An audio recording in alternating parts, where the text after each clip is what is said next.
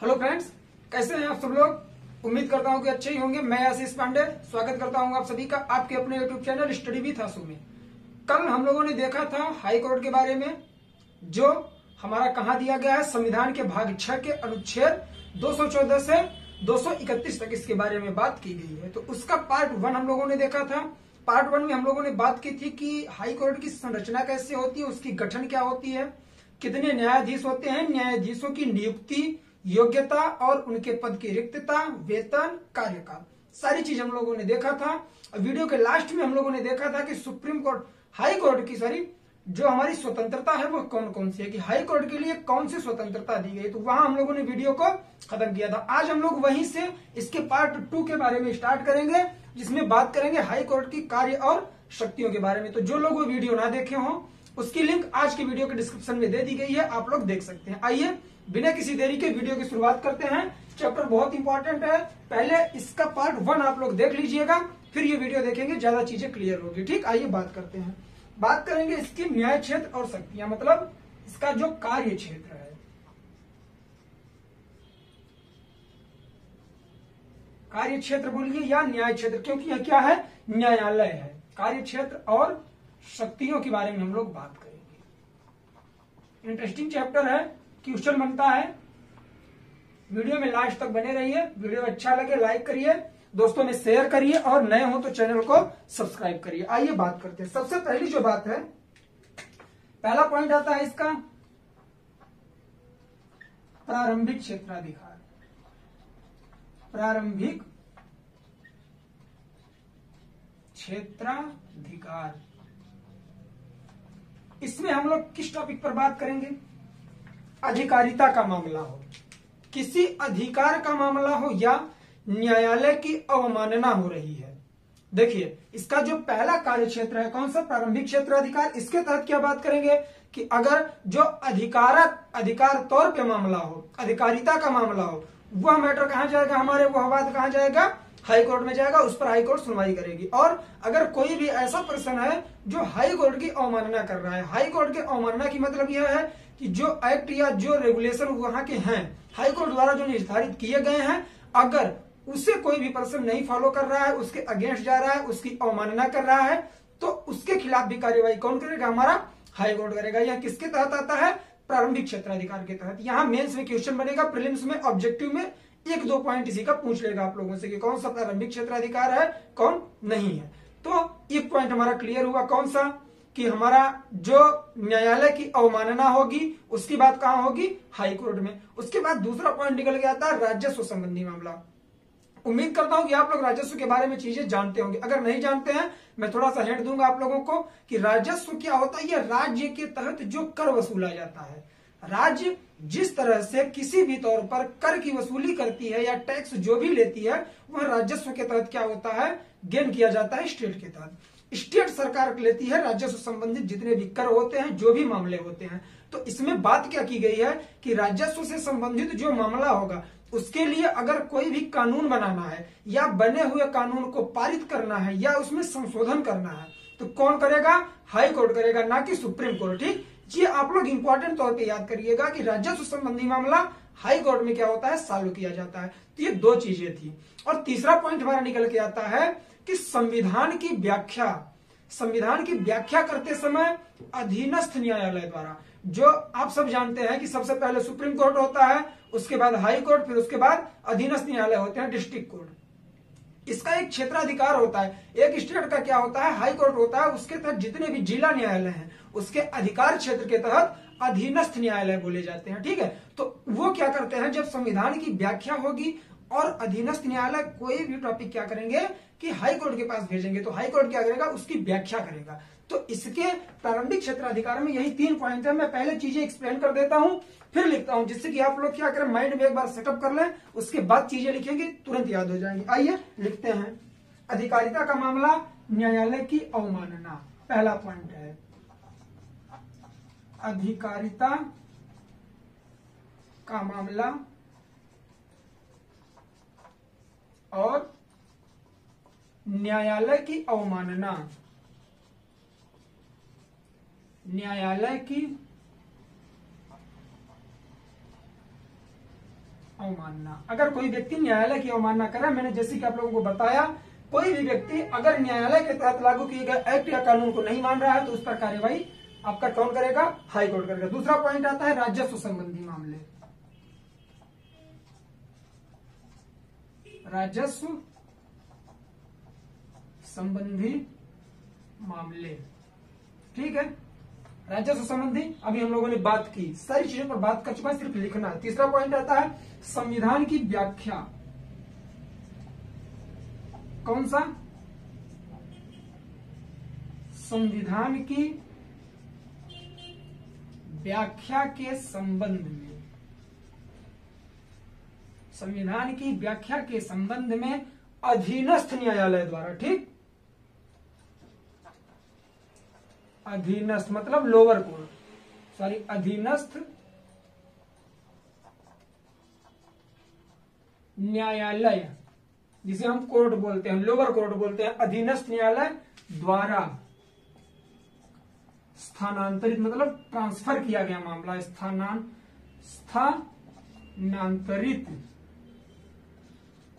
मामलों में क्या करेगा? हाई कोर्ट सुनवाई करेगा। अधिकारिता का मामला हो, न्यायालय की अवमानना का मामला हो, राजस्व संबंधी कोई भी मामला हो, और संविधान की व्याख्या के संबंध में अधीनस्थ न्यायालय द्वारा स्थानांतरित मामले। मतलब कि संविधान की व्याख्या का मतलब यह है कि उसमें जो वर्ड दिए गए हैं, जो कोटेशन दी गई है, अगर उसकी व्याख्या हो रही है और लोअर कोर्ट में उसका सही तरीके से क्या नहीं हो पा रहा है, व्याख्या नहीं हो पा रहा है, आम आदमी संतुष्ट नहीं हो रहा है और लोअर कोर्ट से, तो वो क्या करेगा कि वो हाई कोर्ट के पास ट्रांसफर कर देगा कि सर ऐसी ऐसी प्रॉब्लम है, आप इसे देखिए, लोग इसे मानने को तैयार नहीं है। तो हाई कोर्ट क्या करेगा कि उसकी संवैधानिक तौर पर व्याख्या करेगा और वह चीज मानी जाएगी। अगर जहां भी चीज क्लियर नहीं होती तो संविधान की व्याख्या करने का विशेष अधिकार किसे दिया गया? हमारे सुप्रीम कोर्ट को दिया गया, ठीक। तो ये चीज उम्मीद करता हूं क्लियर हो गई। दूसरी बात आती है रिट क्षेत्राधिकार। प्रारंभिक क्षेत्राधिकार हम लोग देख लिए, इस पर भी बात करेंगे। रिट क्षेत्राधिकार, रिट का मतलब क्या होता है? सबसे पहले देखिए किस अनुच्छेद के तहत है, 226। देखिए मैं हर टॉपिक के आगे अनुच्छेद नहीं लिखता, क्यों? क्योंकि यह कंफ्यूजन क्रिएट करेगा।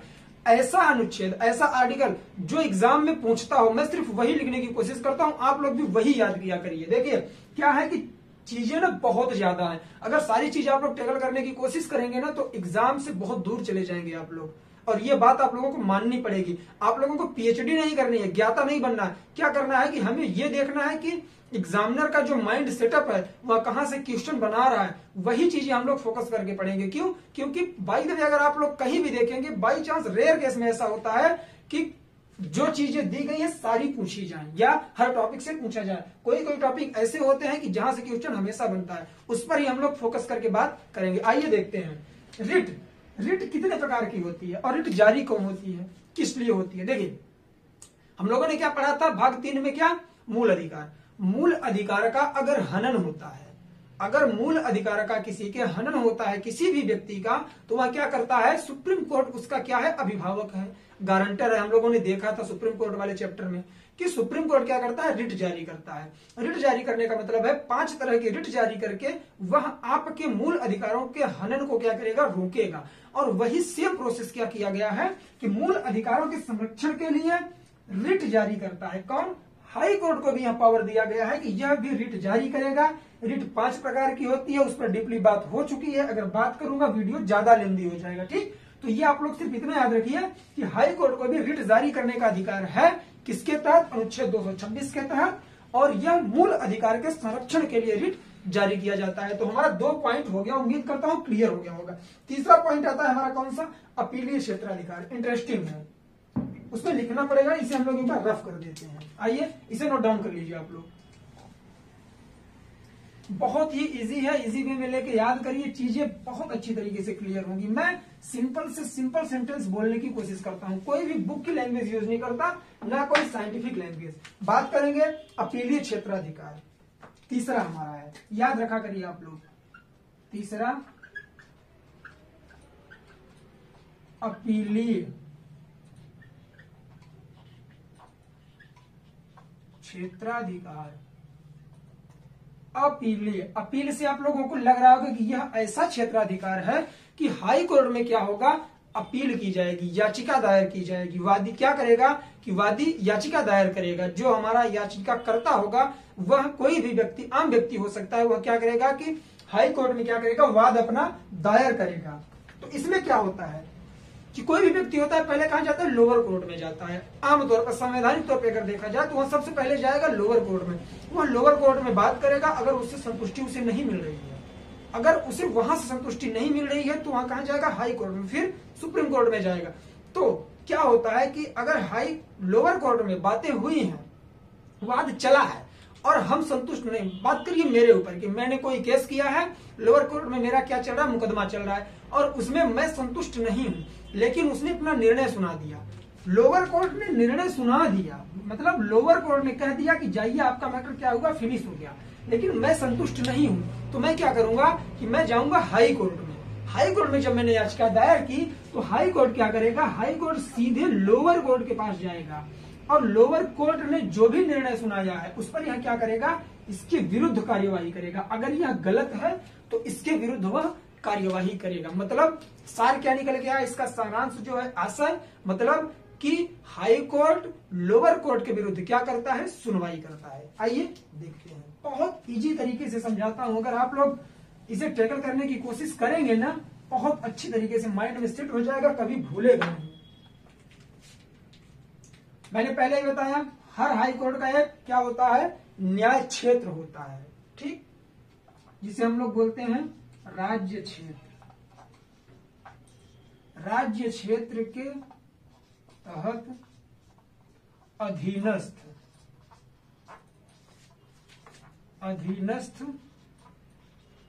न्यायालयों के विरुद्ध सुनवाई।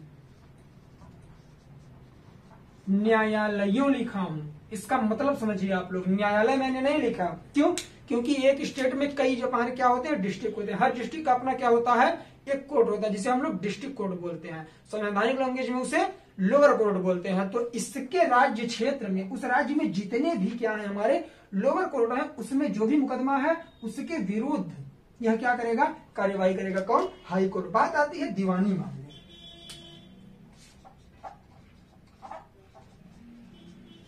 दीवानी मामले दूसरा पॉइंट है इसी का। दीवानी से संबंधित कोई भी मामला है तो वह क्या है, इसके अपीलीय, अपील ही तो करेगा बंदा। अगर दीवानी मामला है तो वह क्या करेगा, अपील करेगा जाके कहा, हाई कोर्ट में। तो इस पर भी सुनवाई कौन करेगा, हाई कोर्ट करेगा। तीसरा पॉइंट आता है जिला या सत्र न्यायालय के विरुद्ध। जिला या सत्र न्यायालय के विरुद्ध कार्यवाही, लेकिन कानून के तौर पर। अगर कोई भी जिला न्यायालय या सत्र न्यायालय कानून का उल्लंघन करके निर्णय देता है तो क्या करेगा, हाई कोर्ट उसके अगेंस्ट जाके बात करेगा, तथ्यों पर बात नहीं करेगा। यहां दो फैक्ट निकल के आता है, कानून और एक दूसरा हमारा कौन सा है, तथ्य।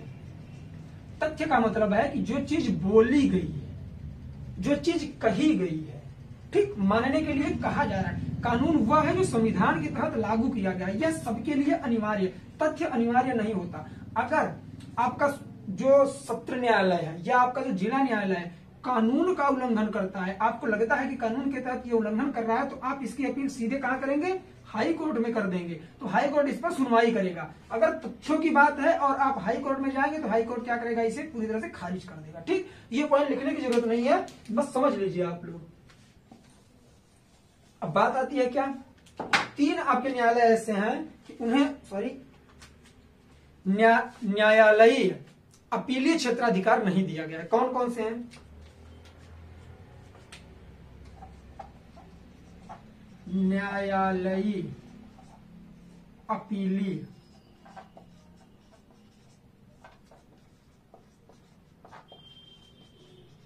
क्षेत्राधिकार नहीं दिया गया है।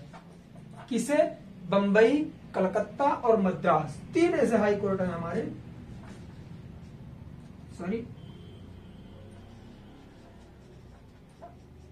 कलकत्ता, बंबई, ये मुंबई मत कीजिएगा आप लोग, बंबई, मद्रास।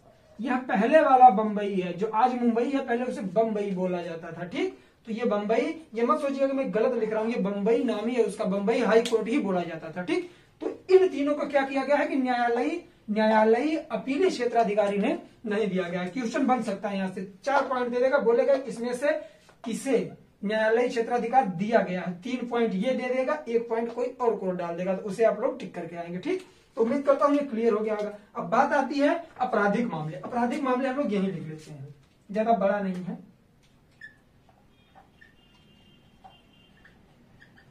आपराधिक मामले में सुनवाई, ये क्षेत्राधिकार है, आपराधिक मामले का क्षेत्राधिकार। अब बात आती है कि अपराध कैसा अपराध है जिस पर हाईकोर्ट बात करेगी। देखिए, अगर कोई भी जिला न्यायालय या सत्र न्यायालय 7 वर्ष से ज्यादा कैद की सजा सुनाता है, अगर किसी भी व्यक्ति पर 7 वर्ष से ज्यादा कैद की सजा अगर सुनाई गई है तो उस पर हाईकोर्ट एक्शन ले सकता है। ठीक, उसके पहले नहीं लेगा। 7 वर्ष तक का अधिकार दिया गया है, किसी हमारे लोअर कोर्ट को दिया गया है कि आप 7 वर्ष तक की सजा सुना सकते हैं। अगर उसके ऊपर आप जाएंगे तो आपको क्या करना पड़ेगा, हाई कोर्ट से बात करनी पड़ेगी। तो ये हो गया हमारा 7 वर्ष की सजा। उसके बाद आती है सजाए मौत। सजाए मौत उर्दू लैंग्वेज है, काफी सुने होंगे आप लोग, सजाए मौत करते हैं, सजाए मौत। देखिए मैं क्यों बता रहा हूं, एक वर्ड क्लियर करना चाहिए। हम लोग क्या कर रहे हैं ना, हम लोग संविधान पढ़ रहे हैं, अगर संविधान हम लोग सही तरीके से नहीं समझेंगे ना तो इसका सदुपयोग हम लोग नहीं कर पाएंगे। सजा ए मौत 3 वर्ग में बांटिए। सजा ए मौत, वह सजा जिसमें सीधे आपको मौत दी गई हो उसे बोलते हैं सजाए मौत। कि कोई भी आपने अपराध किया, उसे सजाए मौत की आप लोगों को क्या दी गई, सजा दी गई। आपको अब डायरेक्ट मौत ही आपकी होगी, फांसी दी जाएगी आपको। ठीक है, तो वो अगर बात होता है, कोई भी जिला न्यायालय या सत्र न्यायालय अर्थात लोअर कोर्ट सजाए मौत की अगर सजा सुनाता है तो क्या होगा कि इसके लिए उसे पहले हाई कोर्ट से पुष्टि करवानी होगी। वह हाई कोर्ट अगर इसे वेरीफाई करता है, अगर हाई कोर्ट इसमें क्या करता है, अपनी स्वीकृति देता है कि हाँ यह सही है, तब इसका सजाए मौत की सजा उसे दे दी जाएगी, लेकिन इस पर कार्यवाही नहीं होगी। आप लोग समझिए, अगर लोअर कोर्ट ने सजाए मौत की क्या की है, सजा सुनाई है, तो सजा तो वो सुना सकता है, लेकिन उस पर कार्यवाही तभी होगी जब हाई कोर्ट उस मामले की क्या करेगा, अपने संज्ञान में लेगा और उस पर क्या करेगा, वह बात करेगा, देखेगा, उसकी निगरानी करेगा, निरीक्षण करेगा। उसके बाद उसे लगता है कि हाँ ये सही है, तब वह निर्णय देगा। अगर उसने पुष्टि नहीं दी, अगर उसने मना कर दिया तो सजाए मौत माफ हो जाएगी। जब तक हाई कोर्ट पुष्टि नहीं देगा तब तक सजाए मौत नहीं हो सकती। दूसरा पॉइंट भी हम लोग लिख लेंगे, अभी तो पहला ही नहीं लिखे यार हम लोग। देखिए 7 साल से अधिक कैद की सजा कौन सुनाता है, अगर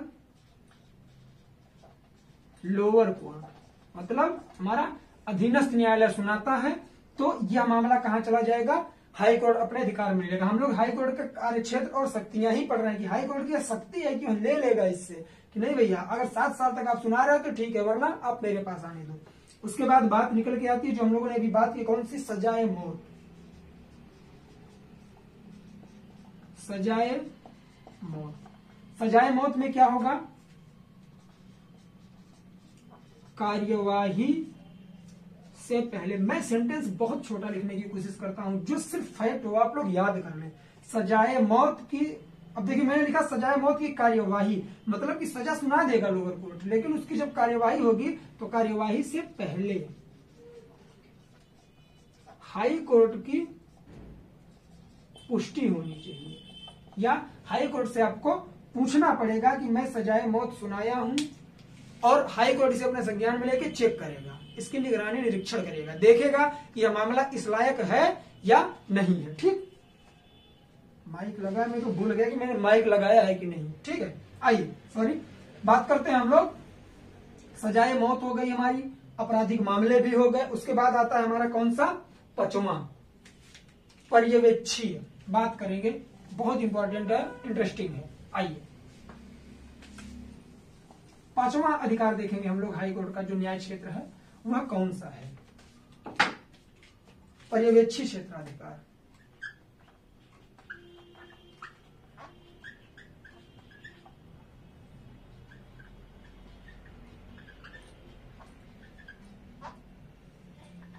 पर्यवेक्षी क्षेत्राधिकार। इसमें क्या है, अनुच्छेद 227 के तहत आता है। अनुच्छेद लिख लीजिए वरना भूल जाएंगे आप लोग।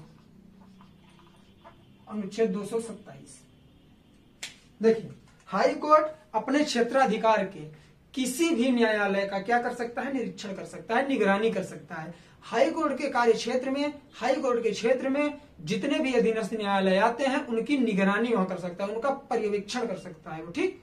लेकिन सैन्य न्यायालय के अलावा, सैन्य न्यायालय अलग ही होता है हमारा, ठीक, तो उसकी वह निगरानी नहीं कर सकता, बाकी सबकी निगरानी कर सकता है। अपने राज्य क्षेत्र के अधीनस्थ, सभी अधीनस्थ न्यायालयों की निगरानी, मतलब निरीक्षण कर सकता है, निगरानी करने का अधिकार, ठीक है।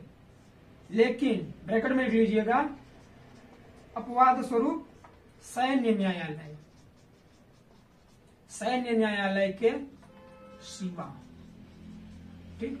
मतलब केवल सैन्य न्यायालय में सुनवाई नहीं कर सकता, निगरानी नहीं कर सकता, बाकी जितने अधीनस्थ न्यायालय हैं उनकी निगरानी में करेगा। पांचवा पॉइंट हो गया। छठवां पॉइंट हमारा आता है अधीनस्थ न्यायालयों पर नियंत्रण।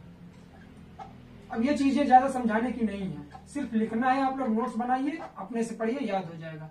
अधीनस्थ न्यायालयों पर नियंत्रण, आप सब लोग जानते हैं कि जो हमारा हाई कोर्ट होता है अधीनस्थ न्यायालयों पर नियंत्रण रखता है। इतनी सारी चीजें हम लोगों ने पढ़ ली तो उससे ही क्लियर हो गई। अधीनस्थ न्यायालयों पर नियंत्रण कौन रखता है, हाई कोर्ट रखता है। आइए बात करते हैं, इसमें इंपॉर्टेंट क्या है कि जो हमारे जिला न्यायालय होते हैं उन पर क्या करेगा, यह नियंत्रण करेगा। नियंत्रण का मतलब है कि जो इसके जज होंगे, जो इसके न्यायाधीश होंगे, उनकी नियुक्ति और उनकी पदोन्नति और उनके कार्य क्षेत्र को क्या करेगा, या उनके ट्रांसफर को, नियुक्ति, ट्रांसफर, पदोन्नति करता राज्यपाल है, लेकिन इससे परामर्श लेके, मतलब फैक्ट हम लोग लिखेंगे कि देखिए लिखते हैं तब चीजें समझ में आएंगी।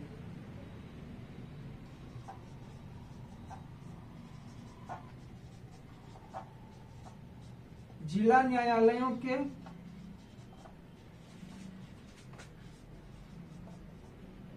न्यायाधीशों की, जिला न्यायालय के न्यायाधीशों की नियुक्ति, तैनाती,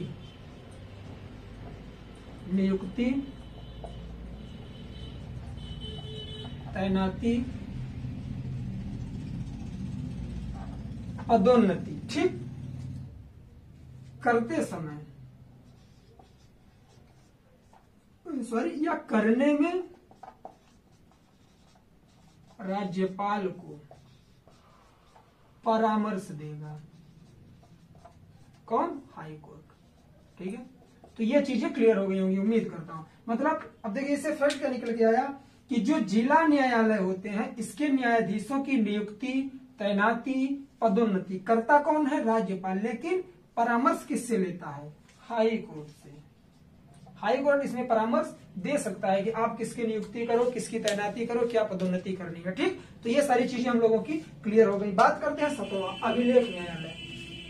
आइए बहुत जल्दी जल्दी हम लोग कवर करेंगे, वीडियो ज्यादा बड़ा नहीं होगा। देखिए क्या होता है, जो टॉपिक बढ़िया होता है ना उसमें मैं डीपली बात करने की कोशिश करता हूँ। क्यों, क्योंकि आप लोग जब तक बेस नहीं समझेंगे ना तो फिर वो चीजें आगे तक जाके क्लियर नहीं होती और याद नहीं रहती। अभिलेख न्यायालय बात करेंगे हम लोग। कौन सा पॉइंट हमारा, 7वां पॉइंट, अभिलेख न्यायालय।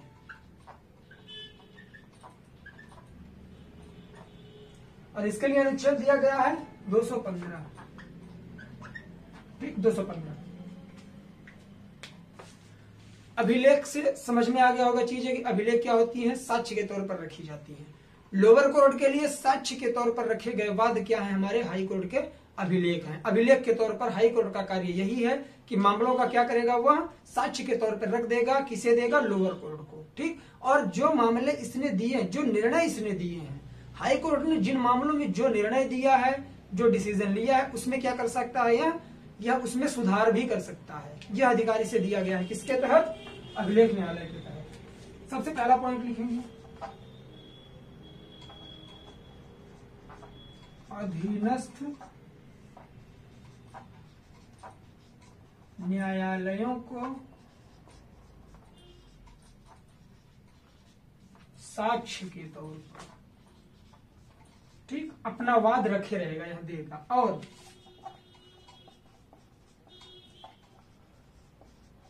दिए हुए निर्णय में सुधार की शक्ति। मार्कर की इंक खत्म हो गई, शायद दूसरा मार्कर लेता हूं।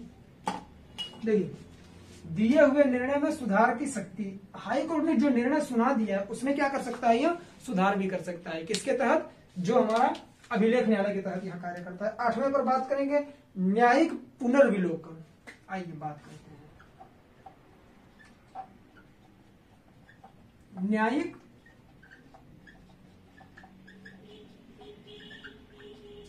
न्यायिक पुनर्विलोकन के बारे में हम लोग बात करेंगे। इसके तहत हमारा फैक्ट क्या निकल के आता है, ठीक है। कोई भी न्याय जो हमारे क्या किया है, लोअर कोर्ट ने क्या है, सुनाया है, कोई भी निर्णय दिया है, उसकी क्या कर सकता है, यह न्यायिक समीक्षा कर सकता है। अभी हम लोगों ने अभी दूसरे टॉपिक में बात की थी, जस्ट आप लोग दूसरा प्रीवियस वाला देखिए। इसी वीडियो आप लोग क्या करिए कि एक बार बैक जाके देखिए, तो हम लोग बात कर रहे थे कि हम निरीक्षण भी कर सकता है, निगरानी भी कर सकता है। देखिए, संविधान में जो हम लोगों की बात है, क्या समीक्षा की बात ही नहीं की गई है, लेकिन हमारा जो अनुच्छेद कौन सा है, 13 और अनुच्छेद 13 और 226 के तहत हाई कोर्ट को यह अधिकार दिया गया है कि वो समीक्षा के लिए समीक्षा कर सकता है, ठीक है। बात यह आती है कि न्यायिक पुनर्विलोकन, जो न्याय हुआ है उसका अवलोकन करेगा कौन, हाई कोर्ट, और उस पर क्या करेगा, अपनी क्रिया प्रतिक्रिया करके उसे क्या देगा, उसमें अपना निर्णय देगा, उसकी समीक्षा करेगा, उसकी जांच करेगा। यही प्रावधान किया गया है। बात करेंगे अनुच्छेद 13 और अनुच्छेद 226। हाई कोर्ट को क्या अधिकार दिया है, समीक्षा के उपबंध दिया है। हाई कोर्ट को समीक्षा उपबंध दिया है या प्रदान किया है। समीक्षा का उपबंध यह है कि कोई भी निर्णय है या कोई विवाद है, उसकी न्यायिक समीक्षा यह कर सकता है, मतलब उस पर क्या कर सकता है, जांच कर सकता है, उसकी निगरानी कर सकता है और उसकी कमियों को सुधार सकता है। बात आती है आगे, एक अलग से पॉइंट है, थोड़ा बड़ा है, आइए आगे से लिखेंगे हम लोग। देखिए क्या है कि चीजें जो क्लियर ना हो आप लोगों को, तो कमेंट बॉक्स में एक बार बोल दीजिएगा, ये रिक्वेस्ट है मेरी आप लोगों से, क्योंकि कमेंट इसीलिए किया जाता है कि वीडियो आप लोगों ने देखा, वीडियो बढ़िया लगा, रिस्पांस अच्छा आया, वीडियो अगर खराब है तो उसमें आप लोग सजेशन भी दे सकते हैं अगर कोई प्रॉब्लम हो रही है, ठीक।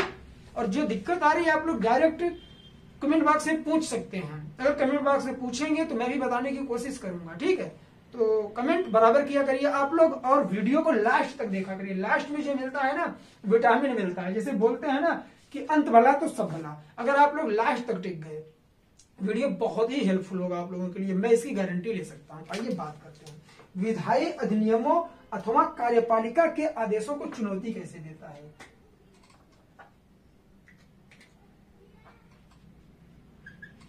विधायी अधिनियमों एवं कार्यपालिका के आदेशों को चुनौती।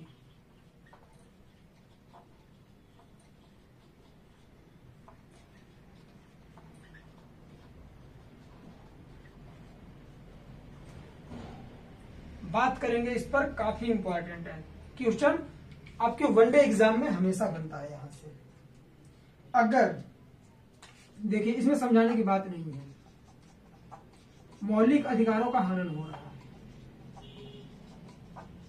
मौलिक अधिकारों का हनन। अगर जो विधायी अधिनियम है और कार्यपालिका भी, कार्यपालिका का मतलब क्या है, हमारा संसद, ठीक है, संसद के तहत जो हमारे जो शासन करते हैं वो कार्यपालिका के तहत आते हैं। ऐसे आप लोग याद करिए, मंत्री वगैरह हो गया कि मिनिस्टर हो गए आपके और नेता लोग, ठीक, तो ये लोग कार्यपालिका के तहत आते हैं। अगर ये लोग मौलिक अधिकारों का हनन कर रहे हैं तो हाई कोर्ट इनके अगेंस्ट जाएगा तुरंत कि भैया आप कैसे कर सकते हो, आप मंत्री हो लेकिन आप किसी के मौलिक अधिकार का हनन नहीं कर सकते, उसके मौलिक अधिकारों को आप नहीं रोक सकते। क्यों? क्योंकि वो राइट दिया गया संविधान के तहत, वो हर व्यक्ति का अधिकार है। तो यह क्या करता है, अगर मौलिक अधिकारों का हनन कर रहे हैं लोग तो इनके आदेशों को तुरंत चुनौती देगा कौन? हाई कोर्ट देगा। दूसरी बात आती है कार्य क्षेत्र के बाहर की चीजें जिस प्राधिकरण द्वारा तैयार किया गया है, क्या कोई भी कार्य के लिए जो प्रावधान किया गया है उस प्राधिकरण के बाहर का है तो भी यह उसके अगेंस्ट जाएगा। बात करेंगे जिस प्राधिकरण द्वारा यह तैयार किया गया है, जिस प्राधिकरण द्वारा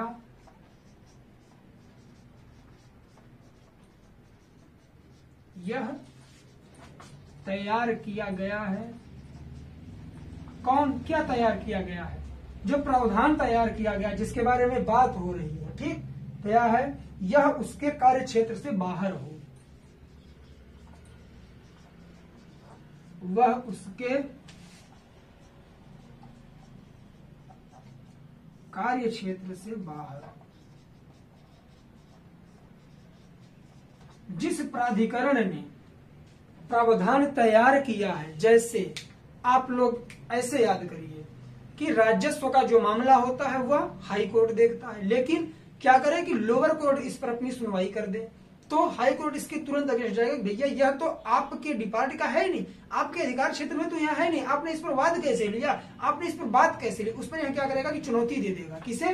कार्यपालिका हो चाहे विधायी अधिनियम हो, अगर वह इसके अगेंस्ट जा रहे हैं, अपने कार्य क्षेत्र से बाहर जाके अगर वो लोग निर्णय दे रहे हैं तो हाई कोर्ट इसके तुरंत अगेंस्ट चला जाएगा। संवैधानिक उपबंधों के विरुद्ध हो, ये पॉइंट भी इंपॉर्टेंट है। कौन सा? संवैधानिक उपबंधों के विरुद्ध हो। मार्कर बहुत मोटा हो चुका है, दूसरा लाना पड़ेगा। संवैधानिक उपबंधों के विरुद्ध हो। देखिए, संविधान सर्वोपरि है हमारे देश में, सब आप लोगों को सबको पता है, चाहे वो मंत्री हो, चाहे मिनिस्टर हो, चाहे हमारे बहुत बड़े नेता हो, कोई भी हो, कोई भी हस्ती हो, लेकिन जो कानून अधिकार हमें दिया है वही उन्हें दिया, उन्हें अलग से कोई प्रायोरिटी नहीं दी गई। उनका जो पद है उसके हिसाब से उन्हें शक्तियां दी गई हैं बस। अगर वह उसका दुरुपयोग कर रहे हैं, संविधान के अगेंस्ट जा रहे हैं, संविधान का उल्लंघन कर रहे हैं, तो तुरंत हाईकोर्ट उनके अगेंस्ट चला जाएगा और उनपे क्या करेगा? तुरंत एक याचिका डाल देगा कि सर महोदय कृपा करके आप यह कार्य ना करें क्योंकि यह कार्य संविधान का उल्लंघन कर रहा है, संविधान के दायरे से बाहर जा रहे हो आप, आपको इसके अंदर आना पड़ेगा। ठीक, तो इतनी सारी चीजें थी कार्य क्षेत्र और शक्तियों से रिलेटेड। आज का वीडियो हम लोग यही खत्म करेंगे। अब हम लोग बात करेंगे किसके बारे में अगले वीडियो में? लोअर कोर्ट के बारे में। बार बार आप लोग lower court lower court lower court सुन रहे हैं, अधीनस्थ न्यायालय, लग रहा होगा ये है क्या? बात करेंगे कल, सही तरीके से क्लियर हो जाएगी। उम्मीद करता हूं वीडियो आप लोगों को अच्छा लगा होगा। अगर वीडियो अच्छा लगे दोस्तों में शेयर करिए, नए हो चैनल को सब्सक्राइब करिए और बेल आइकन को जरूर प्रेस कर दीजिए, जिससे कि कोई भी वीडियो आए उसकी नोटिफिकेशन सबसे पहले आप लोगों को मिले। और मन लगा के पढ़ाई करते रहिए, ढेर सारे एग्जाम लगने वाले हैं। अब एनटीपीसी का भी एग्जाम लगने वाला है, रेलवे ग्रुप डी का भी एग्जाम लगने वाला है, तो एक एक करके एग्जाम आप लोगों के लगने वाले हैं। तो प्रिपरेशन अच्छे तरीके से करते रहिए और मन लगा के पढ़ाई करिए। तो मिलते हैं नेक्स्ट वीडियो में, तब तक के लिए जय हिंद, जय भारत, बाय बाय। आप लोग ख्याल रखिए अपना।